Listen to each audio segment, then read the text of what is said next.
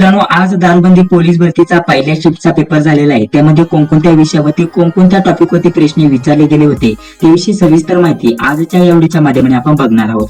जवळपास आपल्या 3 ते 4 विद्यार्थ्यांशी बोलणं झालेलं आहे. त्यांनी काही प्रश्न पाठवले, त्यासोबत काही विद्यार्थ्यांचं कॉलिंग वरती बोलणं झालेलं आहे.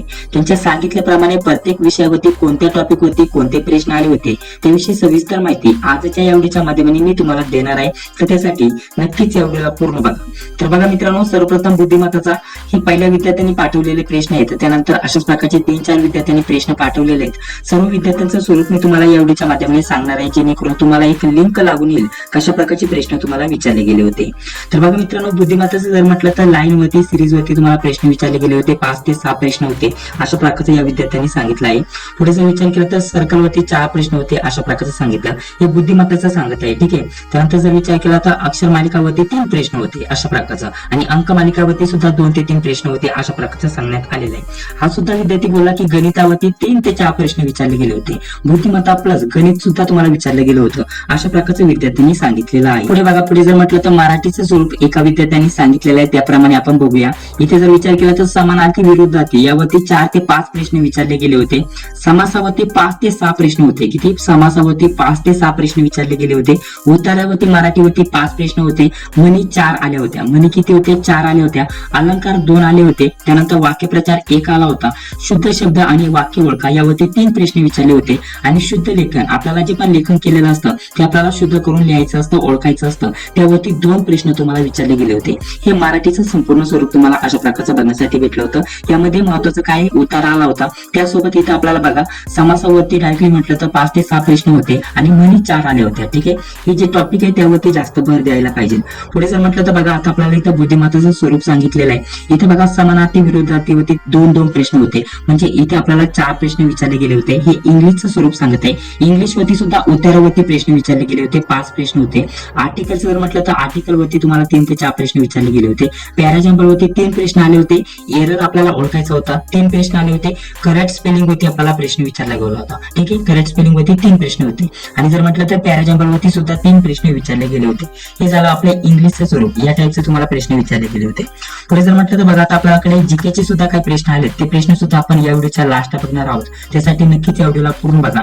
तर बघा, हे अजून एका विद्यार्थ्यांनी पाठवलेलं आहे मराठीमध्ये. इथे बघा, आपल्याला काय म्हटलेलं आहे? समासावरती 5 ते 6 प्रश्न होते. सांगितल्याप्रमाणे या सुद्धा विद्यार्थ्यांनी समासावरती 5 ते 6 प्रश्न होते असं सांगितलेलं आहे. म्हणून जर म्हटलं तर 5 म्हणी होत्या. एका विद्यार्थ्यांनी 4 सांगितल्या, एका विद्यार्थ्यांनी 5 म्हणी होत्या अशा प्रकारचं पाठवलेलं आहे.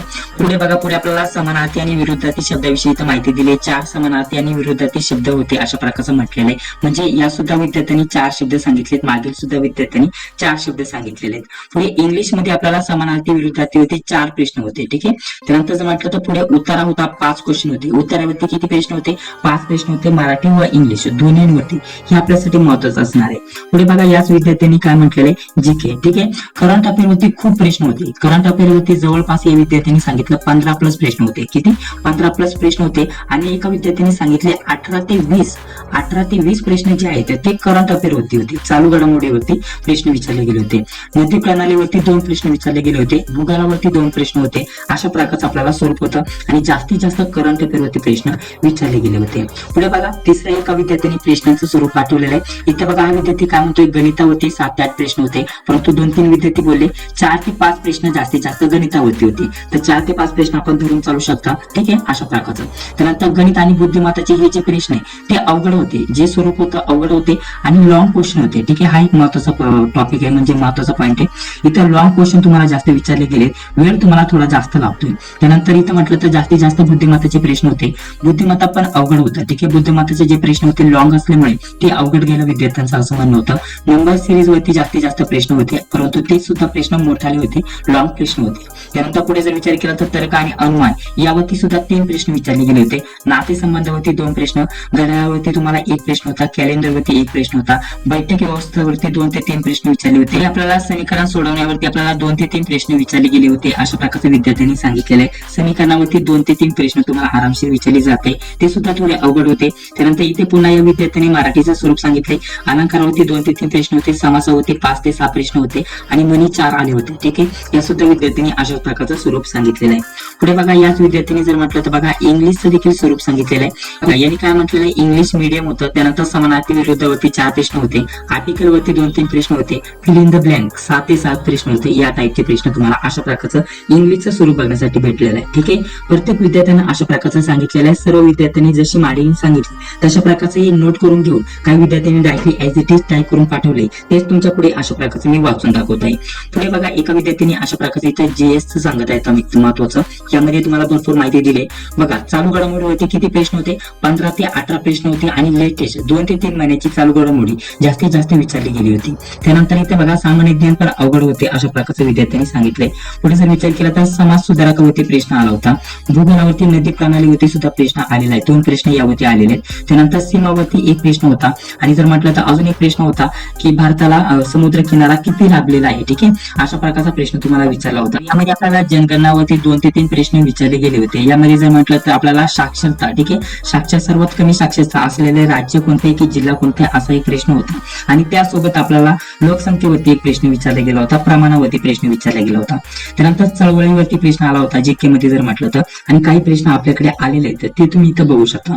राज्यसभेत जास्तीत जास्त किती सदस्य असतात यावरती प्रश्न होता. त्यानंतर जर म्हटलं तर आणीबाणीच्या काळात संसद टिंब पर्यंत विधानसभेचा कार्यकाळ वाढवू शकते 1 वर्ष. त्यानंतर लोकसभा व राज्यसभा यांच्या संयुक्त बैठकीचे अध्यक्षपद कोण भूषवितो यावरती प्रश्न होता, लोकसभेचे सभापती. पुढे आपल्याला कोणत्या देशाने भारताची सर्वप्रथम व्यापारी संबंध प्रस्थापित केले यावरती प्रश्न होता, पोर्तुगाल. त्यानंतर कोणा स्थानिक स्वराज्य संस्थेचा जनक म्हटले जाते, लॉर्ड रिपन. त्यानंतर आर्य समाजाची स्थापना कुठे झाली यावरती प्रश्न आलेला आहे, मुंबई. भारतामध्ये भाषिक तत्वावर निर्माण झालेले पहिले राज्य कोणते, आंध्र प्रदेश. या टाईपचे तुम्हाला प्रश्न विचारले गेले होते, जे प्रश्न माझ्याकडे आलेले आहेत. सर्व विद्यार्थ्यांनी अशा प्रकारचं सांगितलं, स्वरूप सांगितलं, काय प्रश्न आले ते अशा प्रकारचं मी तुम्हाला समजून सांगण्याचा प्रयत्न केलेला आहे.